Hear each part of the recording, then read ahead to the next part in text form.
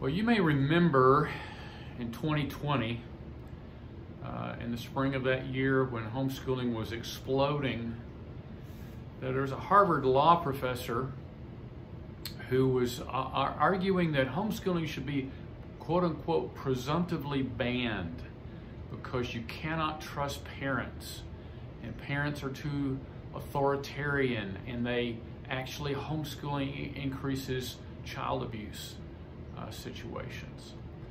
And in fact, Harvard actually planned a quote unquote summit on homeschooling, and that was an invitation only event that was going to be populated by groups that were very anti-homeschooling. And of course, when in the spring and summer of last year, when quote unquote everybody was homeschooling because of the pandemic, she actually doubled down and said, you know, we know there are going to be more people homeschooling, and they may actually learn what their children are not learning at school. They may see this as a good thing, but we really, officials, need to regulate it. She continued to make the argument that homeschooling really does put more children at risk because these kids are not in school. They're not in classrooms.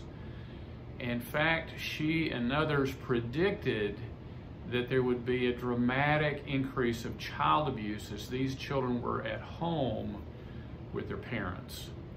And of course, I wrote at the time that that was ludicrous. There was no data to show that. Psychologists actually poo-pooed the idea. And just recently, the U.S. Department of Health and Human Services has, in a prediction of their upcoming report, actually point out that child abuse numbers actually dropped 3% for the first time in 5 years. Let me re-say that. Child abuse numbers in the United States of America dropped for the first time in 5 years 3 percentage points, in spite of the fact that these kids were at home with their parents and not in a school classroom. So I'm still waiting for the Harvard law professor to acknowledge this and to say that she was wrong and that children are safe at home with their parents.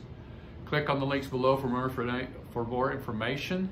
Like this video, share it, and thank you for helping us keep Texas families free.